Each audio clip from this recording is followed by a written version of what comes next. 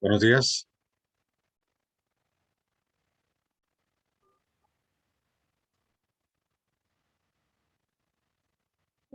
Buen día, maestro. Buen día, maestro. ¿Ya estudiaron mucho? Para que campo de examen. Sí, sobre los temas que le di. Cuando digo eso, Pero ya está listo, ¿verdad? Ok. no sabía.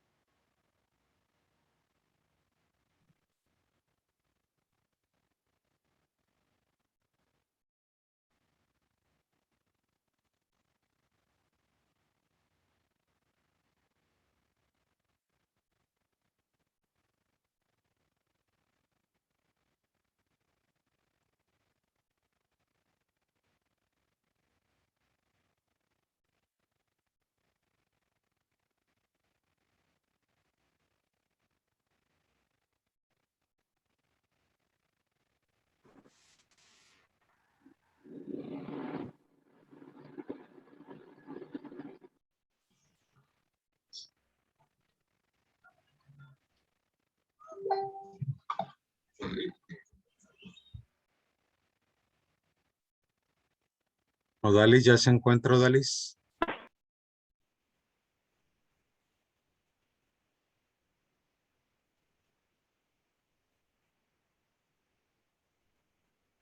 Que no ha llegado Odalis. Pablo, Yedri. Aquí estoy, profe. Deme un segundo para poder proyectarlo. Ok.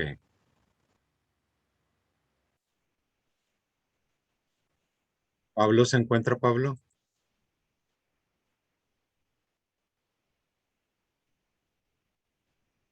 Yedri. E Ignacio. Son esos invitados especiales de hoy.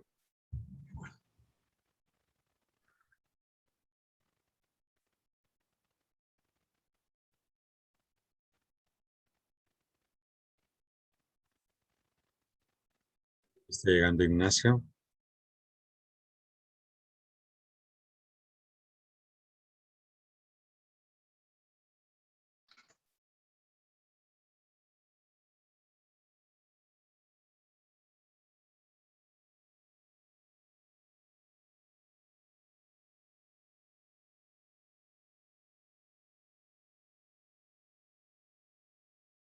Bienvenido, Ignacio. ¿Listo, Ignacio?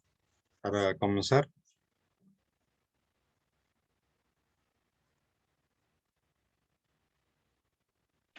Mándame ¿Está listo para comenzar? con la presentación. Sí. Sí, Excelente, muy bien. Entonces, nos falta Pablo y Yedri. Ya está llegando Yedri y Pablo. Bueno, pues vamos a ver qué nos va a compartir Odalis. Bueno, ¿Sí, Odalis? sí, de la economía internacional. Bueno, principalmente la economía internacional, pues es una de las ramas que analiza todas las transacciones comerciales entre dos o más países, es decir, la relación de nuestro país con otros. Estas pueden referirse a intercambios de bienes o servicios o incluso operaciones financieras. Es decir, la economía internacional tiene como objeto el estudio y evaluación de todas las exportaciones e importaciones, así como la entrada y salida de capitales entre distintos mercados bursátiles. Además de compartir entre mercancías y servicios, pues también comparten sus sistemas financieros y en la manera en que llevan sus finanzas. Las ramas de la economía internacional pues vienen siendo el comercio exterior, que es el intercambio de bienes y servicios entre las naciones, así como también las finanzas internacionales, a las cuales se refiere entre la compra y la venta a escala global de activos financieros. Estos pueden ser acciones, bonos, derivados financieros, como commodities y entre otros. A lo largo del tiempo, pues hubo tres cambios dentro de la economía internacional. El primero fue el mercantilismo, que se desarrolló entre los años 1500 a 1750, una etapa en la cual se instituyeron todas las instituciones feudales, así como el poder del Estado se fortaleció en cuanto al comercio y en los hallazgos del oro, así como también la plata en las colonias americanas. Después se desarrolló el liberalismo, en el cual se oponían a todos los reglamentos que había dejado el Estado y se beneficiaban más con el comercio libre.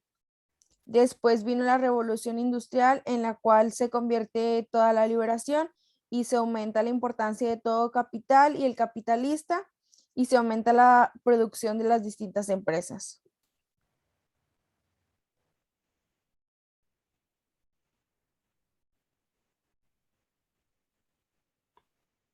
Después, un poco de la importancia internacional, pues bueno, contribuye a fomentar empleos globales, se promueve de mayor variedad de bienes, incluso de los que produce en su mismo país, y aumenta el nivel de la vida de la sociedad.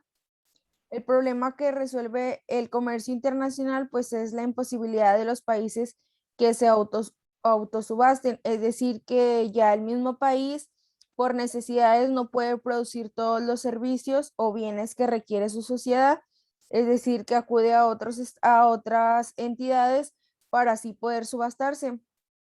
Y esto pues es un funcionamiento de la economía en el cual pues ellos compran, tú me vendes, y de esta manera pues se desarrollan y así no producen de todo, sino que hay variedad y solamente se subastan con lo necesario o con lo que el país se hace fuerte y su economía principal. Además de que este comercio internacional pues reduce todos los costos asociados a las negociaciones bilaterales entre los países. Es decir, pues esto reduce costos en cuanto a producción. Cuando importan incluso un artículo del país de origen y no que se tenga que producir en un lugar donde no lo es decir, como ciertas empresas acuden al lugar de origen de la materia prima para así comprarla a un menor costo. Y sería todo. Entonces, muchas gracias. Antes de avanzar a lo siguiente, me gustaría preguntarles, bueno, de lo que les comentó ahorita, se me va, Odalis, que nos comentó Odalis, ¿qué diríamos que es entonces la economía internacional? ¿Qué recordamos? A qué nos estamos refiriendo cuando hablamos de economía internacional? ¿Cuál podría ser un comentario sobre lo que es economía internacional? Es una rama de la economía. Es una rama de la economía, muy bien. ¿Y a qué se dedica esa rama de la economía? Ah, creo que decía que a estudiar situaciones como creando modelos y usando estructuras también de, de estadística, creando gráficas y tratando ¿cómo era? De predecir ciertas, sí, ciertas tasas o ciertos procedimientos. Ok. ¿Quién nos complementa lo que nos está diciendo Ignacio? Pues las transacciones comerciales entre dos o más países, maestro. Así es. ¿Y en Es como qué? regular la economía de otros países. Bueno, no tanto como regular, pero bueno, tiene que ver con regulación. Cuando hablamos del el intercambio de otros países, ¿de qué estamos hablando en concreto? De la logística. Más que logística, algo más, algo más. Exportaciones e Importaciones y importaciones. exportaciones. Importaciones y exportaciones, exactamente. Tendremos que revisar qué pasa con las importaciones y exportaciones de otros países. ¿En dónde podemos plasmar esto de las importaciones y las exportaciones y la cuestión de la regulación? En las políticas comerciales. Políticas comerciales, ¿qué más? Políticas gubernamentales. Políticas gubernamentales, ¿qué más? En, no.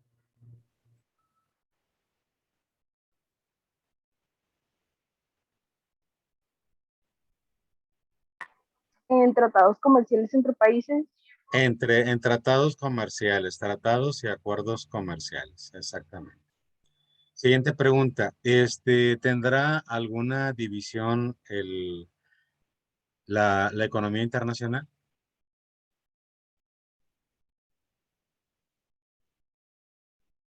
Les doy una pista. Se divide en dos ramas. La economía internacional se divide en dos ramas.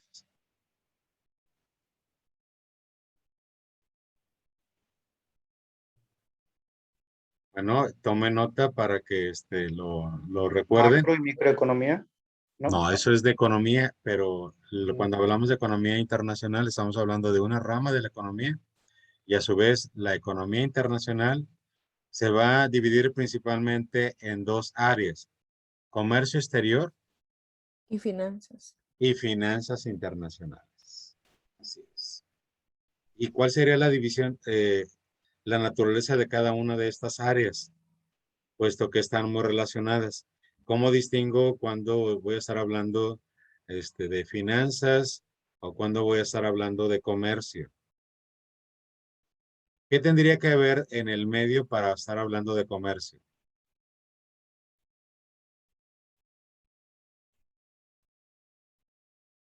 Pues lo que tenemos que estar viendo que se está moviendo, que está habiendo intercambio son bienes y servicios.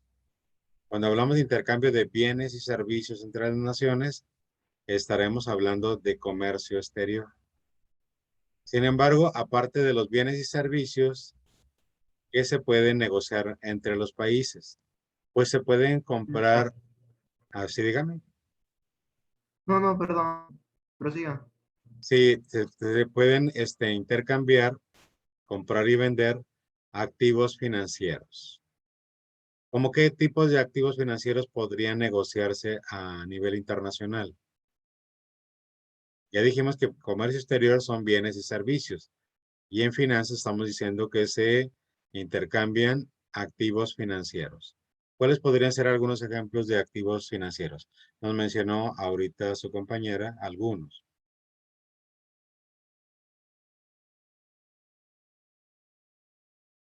Cuando hablamos de finanzas internacionales, lo que se van a intercambiar son acciones, bonos, commodities. Esos son algunos ejemplos de productos y servicios que se están intercambiando entre países.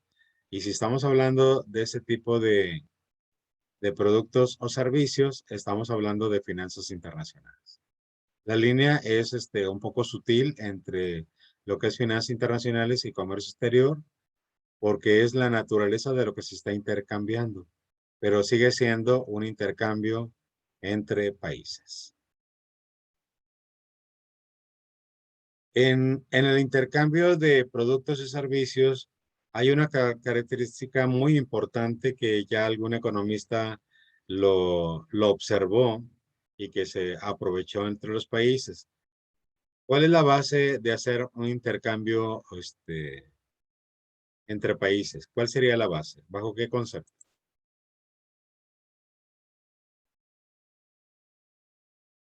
¿O de qué debe de partirse para poder hablar o que exista la posibilidad de que haya comercio internacional? Pues lo que nos dice es que debe haber una ventaja comparativa.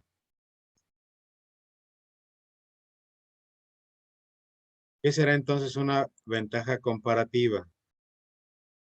Pues normalmente entre los países tienen más de algo, de un bien o de un servicio que otros. Por ejemplo, si hablamos de México, ¿qué tendría que puede negociar? ¿Qué podríamos comercializar o intercambiar? Tequila. Petróleo. Tequila, por ejemplo, petróleo, Litio. litio. Y en el aspecto de finanzas internacionales, ¿de qué tipo de empresas podemos entrar en el mercado de la bolsa de valores? ¿Qué podríamos ofrecer?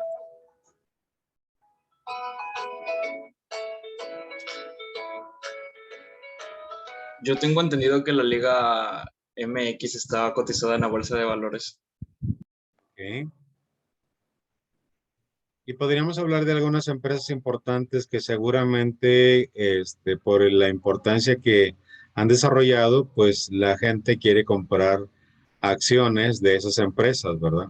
¿Cómo qué tipo de empresas serían importantes de México para el mundo? Amazon, Bimbo. Bimbo, Cemex. Cemex. Bimbo, ¿Y en la Telcel. cerveza? Telcel. Y en cerveza, ¿quién tendríamos? Heineken. Moctezuma. Tendríamos Moctezuma, ¿verdad? Y sería cuestión de revisar hacia el interior, conociendo qué es lo que más tenemos, lo que más producimos, pues es lo que podríamos producir. Y si habláramos de Estados Unidos, ¿qué podría ofrecernos Estados Unidos?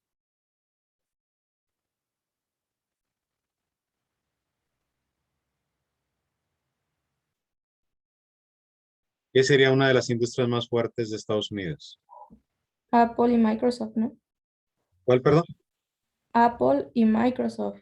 Apple, Microsoft, ¿y qué más? El comercio de armas. Armas General y Motors. o las automotrices, ¿verdad? Tenemos empresas importantes automotrices en Estados Unidos. Y si habláramos de Japón,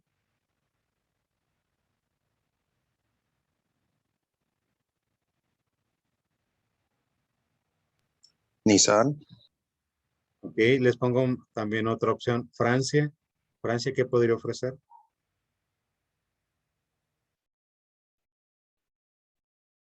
Cuando usted piensa en Francia, ¿qué piensa que puede ofrecer? Piensa en un bien que diga, Francia nos daría esto.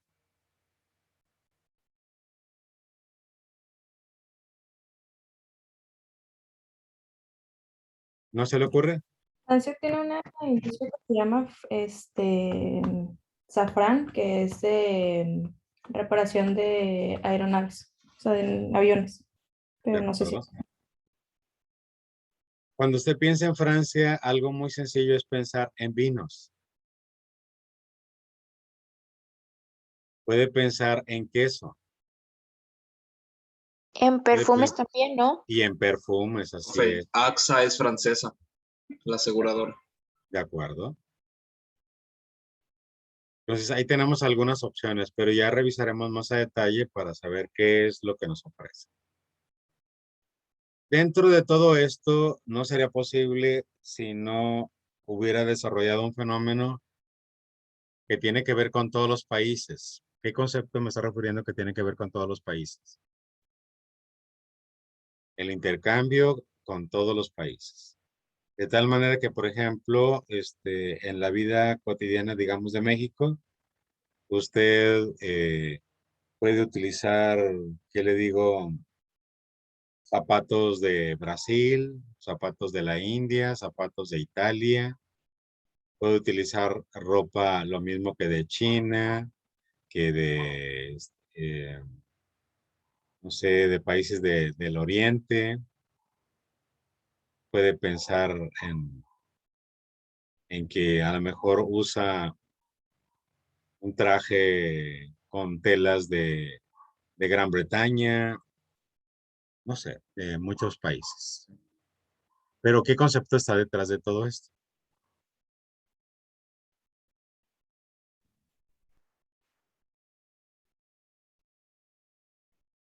El intercambio comercial.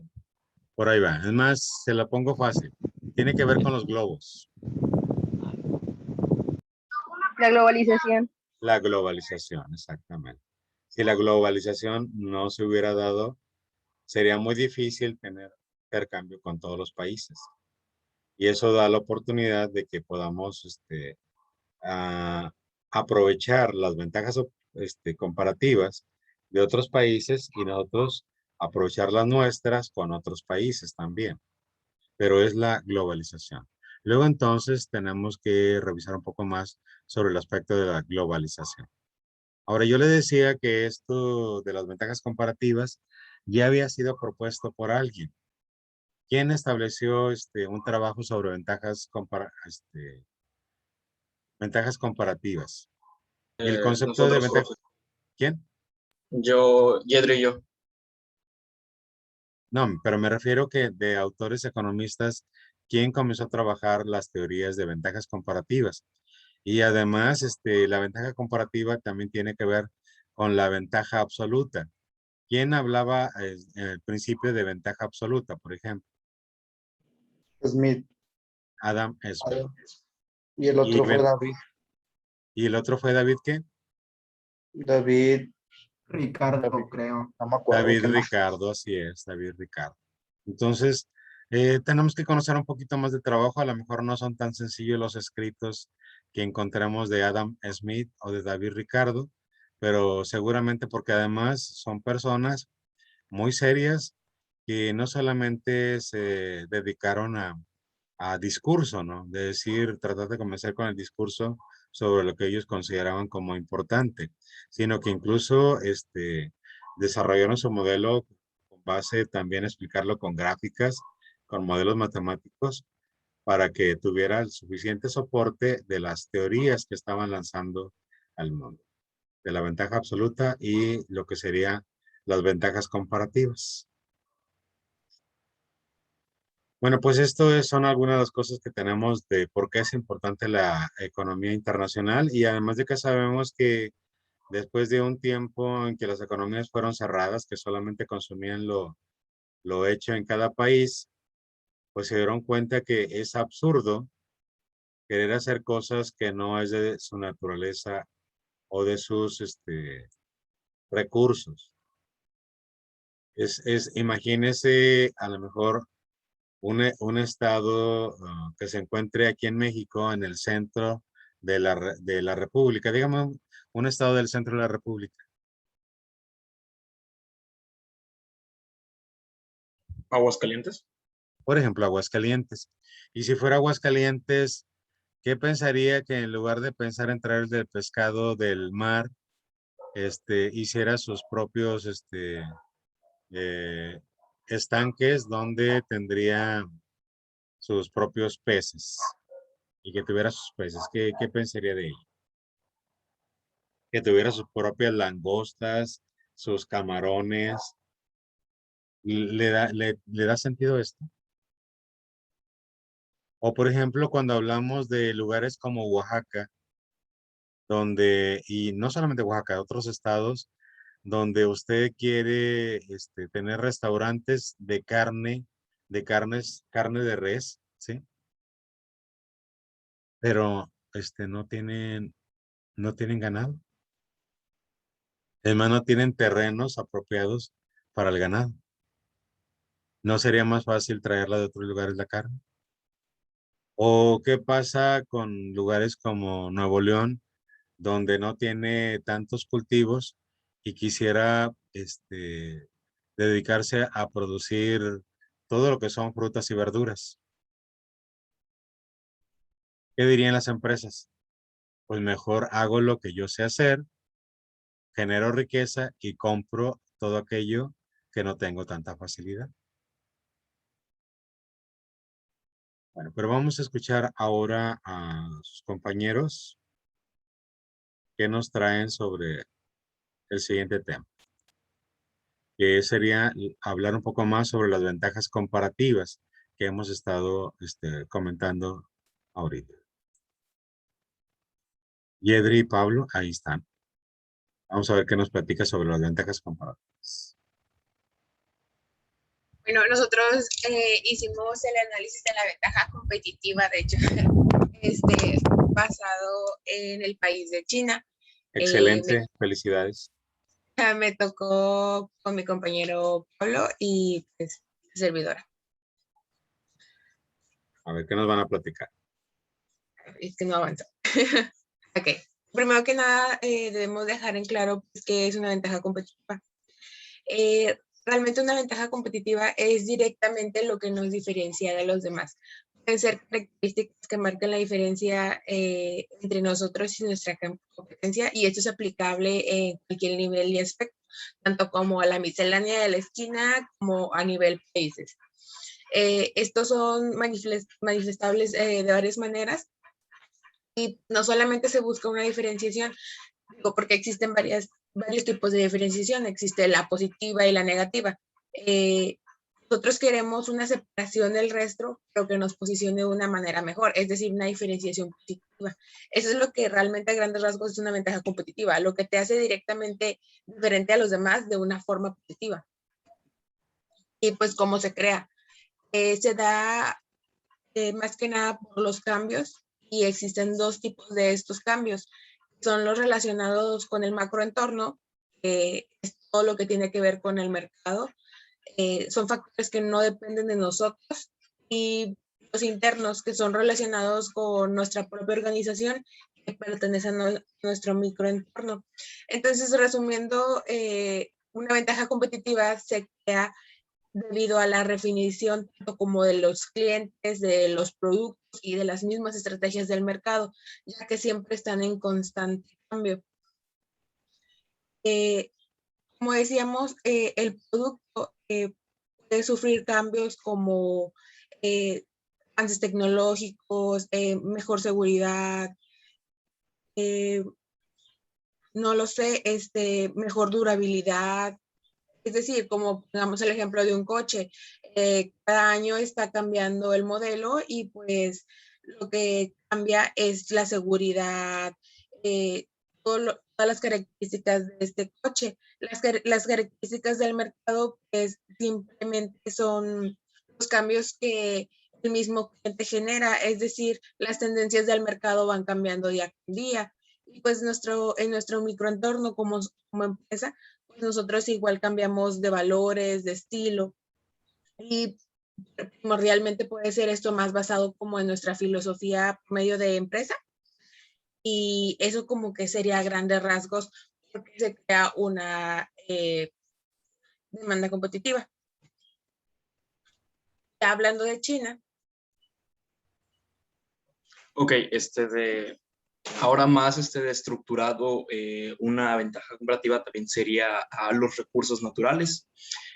Si bien todos sabemos, de China es un exportador de diferentes materias primas, de las cuales se destacan en principales, sería a nivel global, el zinc es el 31% de exportador en todo el mundo. El estaño es el exportador del 43%, y del magnesio es del 79% a nivel global. Eso quiere decir de que si China quisiera aumentar los precios, afectaría a todo, pues básicamente todo el mundo. Es una de las principales de marcas o realmente, ¿cómo decirlo?, puntos a favor de la economía china. Es un exportador de metales tecnológicos, básicamente. Eso a comparación también del petróleo, carbón, hierro y metales naturales, que también dan, no a gran escala, pero sí también son exportadores, ya que recordemos que China tiene un vasto territorio donde encuentras materias primas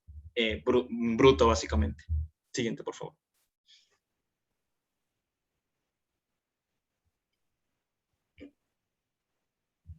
Ahora, también otra cosa que debemos de dejar en cuenta es el sistema político chino, que si bien no a muchos no nos agrada, no podemos negar que nos da resultados realmente.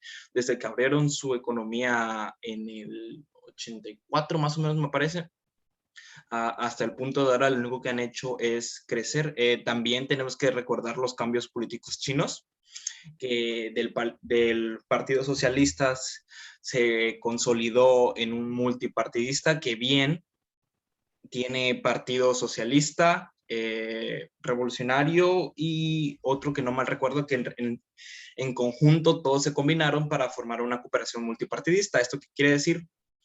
Que tienen un régimen muy diferente, globalizado también. Agarraron lo mejor del sistema socialista, lo mejor del capitalista y lo fundamentan, lo complementan con su economía para dar una estructura. Si no mal recordemos, China de aquí a 27 años, a excepción de la pandemia, su PIB ha ido creciendo exuberantemente a llegar hasta el 2015, 2017, donde llegó al 17% de crecimiento en un año, lo cual es una cifra histórica tanto para un país como para China, que era su máximo histórico en la época.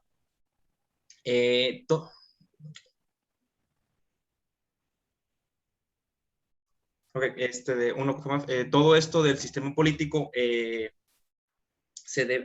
¿puedes retroceder? Yedri, ¿puedes retroceder? Voy, es que se movió. Anda un fantasma por ahí. Es que mi computadora últimamente se ha trabado mucho. Por eso, de hecho, no está reaccionando. Dejo de compartir. Ok. ¿O comparto yo?